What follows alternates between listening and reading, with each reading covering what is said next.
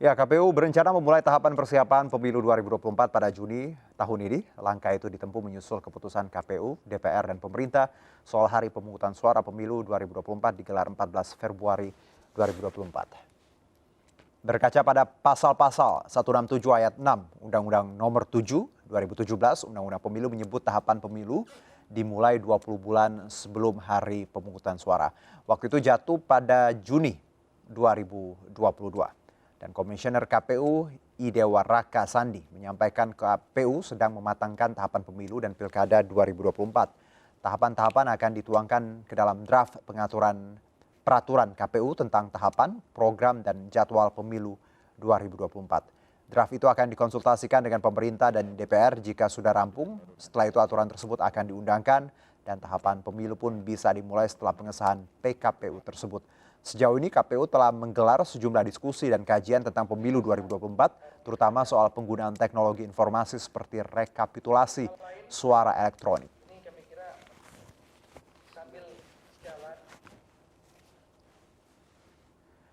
Ya, sebelumnya 9 fraksi di DPR bersama pemerintah dan KPU sepakat menggelar pemilu serentak di 14 Februari 2024. Sementara itu pilkada serentak digelar di 27 November 2024. Ini artinya pertama kali dalam sejarah pemilu dan pilkada akan dilaksanakan serentak pada 2024. Kesepakatan ini diputuskan dalam rapat Komisi 2 DPR bersama Mendagri, KPU, dan Bawaslu.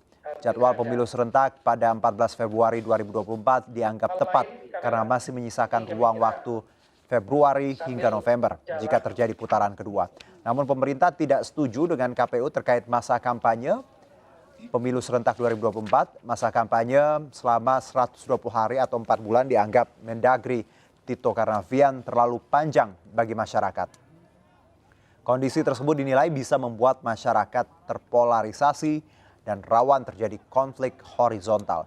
Mendagri mengusulkan masa kampanye dipangkas 90 hari atau 3 bulan. Nanti yang kita kelola adalah bagaimana perbedaan tersebut tidak menjadi potensi konflik yang saling menghancurkan anak bangsa. Oleh karena itulah, ini yang perlu prinsip-prinsip yang perlu kita jaga juga dalam pelaksanaan pemilu 2024 dan pilkada serentak seluruh Indonesia pertama kali dalam sejarah kita di tahun 2024. Lebih spesifik ada beberapa masukan dari kami dengan disetujunya tanggal 14 Februari sebagai hari pemungutan suara. Ya, DPR melalui Komisi 2 menyepakati jadwal pemilu 14 Februari 2024. Tanggal tersebut juga telah disepakati oleh pemerintah dan KPU. Rapat digelar di Kompleks Parlemen Senayan, Jakarta, Senin 24 Januari. Rapat dipimpin oleh Ketua Komisi 2 Ahmad Doli Kurnia. Hadir dalam rapat Tito Karnavian, Ketua KPU Ilham Saputra, dan Ketua Bawaslu Ahmad.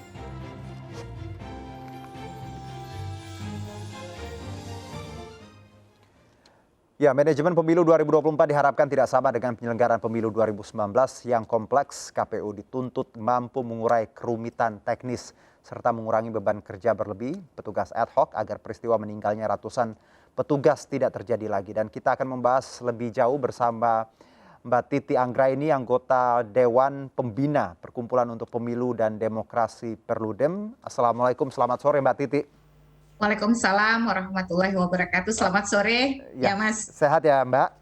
Insya Allah semoga kita semua selalu sehat. Amin, alhamdulillah. Kalau bicara mengenai tadi disinggung di awal, PR kita adalah menyelenggarakan pemilu yang sedikit tidak kompleks gitu. Karena di 2019 saya juga yakin dan Mbak Titi yakin begitu kompleksnya pemilu yang dihadirkan untuk masyarakat saat itu. Bagaimana Anda melihat ini? Ya, memang ini harapan yang kalau boleh jujur agak kontradiktif ya antara satu sama lain. Satu sisi kita ingin pemilu yang sederhana, mudah, dan murah. Tapi di sisi yang lain undang-undang pemilunya diputuskan tidak diubah. Sementara kompleksitas dan beban itu sebagian besar muncul sebagai konsekuensi dari pengaturan yang ada di dalam undang-undang pemilu.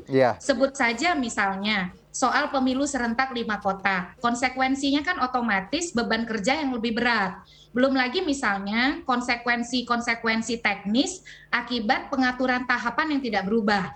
Soal misalnya penghitungan suara yang harus selesai di hari yang maksimal keesokan harinya jam 12 siang. Sementara yang harus dihitung itu pekerjaannya sangat banyak sekali.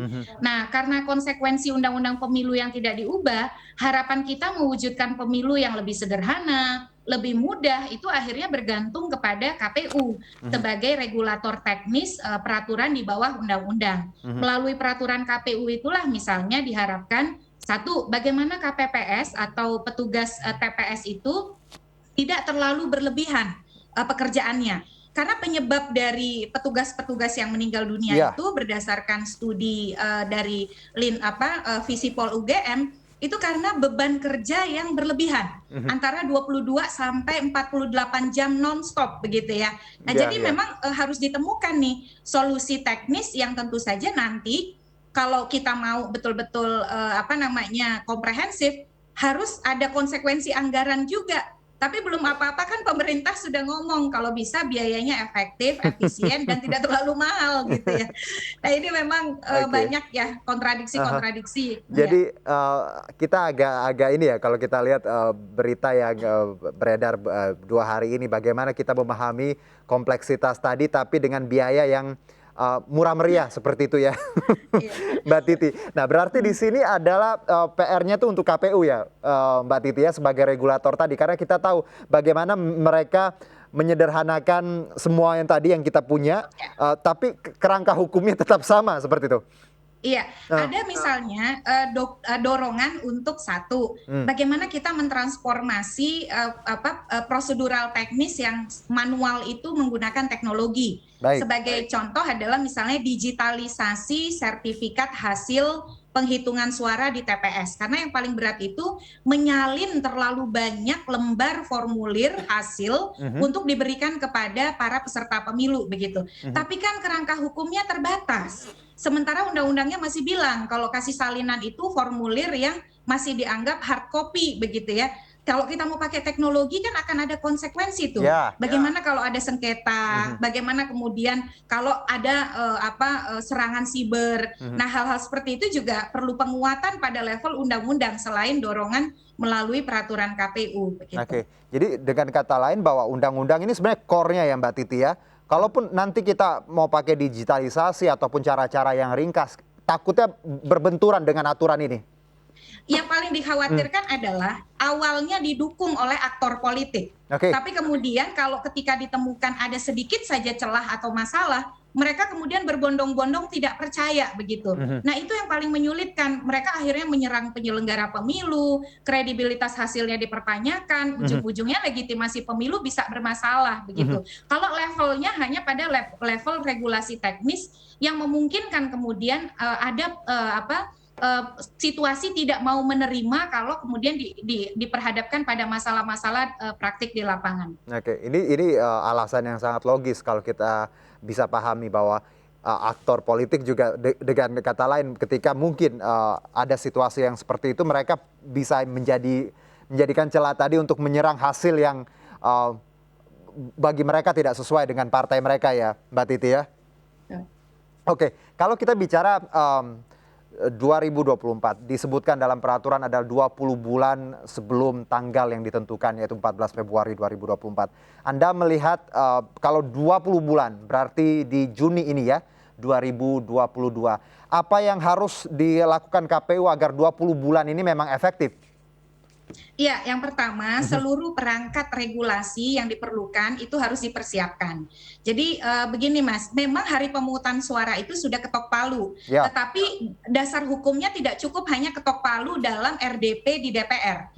Kerangka hukumnya itu harus dibuat berupa keputusan KPU. Sampai hari ini kan keputusan KPU-nya belum terbit, begitu ya. Kita belum setidaknya mendapatkan salinan dokumen keputusan KPU soal hari pemungutan suara. Yang kedua, hari pemungutan suara itu satu elemen saja.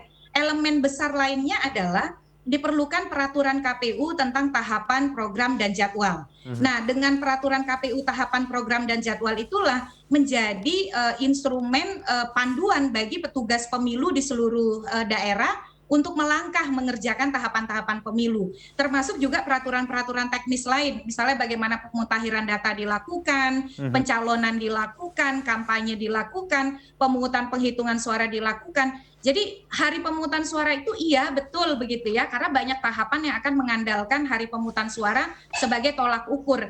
Tetapi yang diperlukan itu adalah peraturan yang lebih konkret, peraturan KPU tentang tahapan program jadwal dan hal-hal teknis lainnya.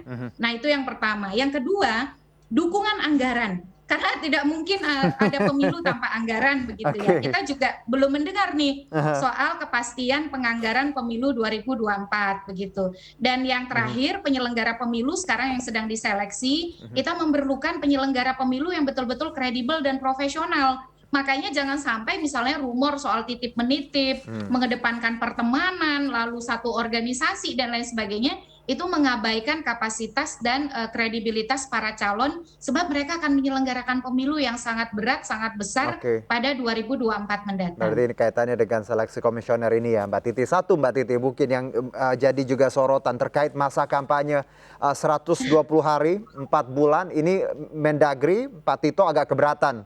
Karena ya bisa membuat masyarakat tadi terpolarisasi. Anda melihatnya idealkah 4 bulan atau less than 4 bulan harusnya?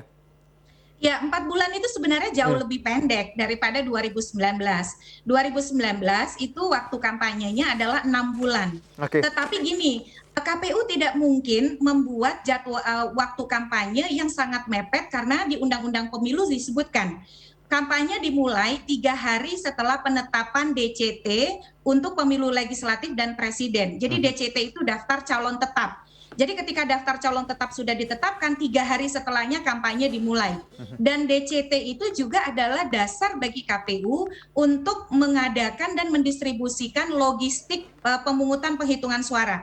Kalau kemudian waktu antara DCT ditetapkan dengan masa kampanye terlalu pendek, misalnya 3 bulan sebutlah ya. Sekarang pertanyaannya harus disampaikan pada KPU. KPU sanggup tidak dalam 3 bulan itu mencetak surat suara, mendistribusikan surat suara dan memastikan semua logistik untuk pemilu itu tersedia. Dan yang kedua pertanyaannya, apakah setelah penetapan DCT berarti kan waktu menuju pemungutan penghitungan suara hanya 3 bulan ya, karena masa kampanye itu 3 bulan, 3 hari setelah DCT berakhir sebelum masa tenang, sementara masa tenang itu 3 hari sebelum hari pemungutan suara. Apakah misalnya dalam periode 3 bulan itu semua sengketa-sengketa pencalonan itu sudah selesai?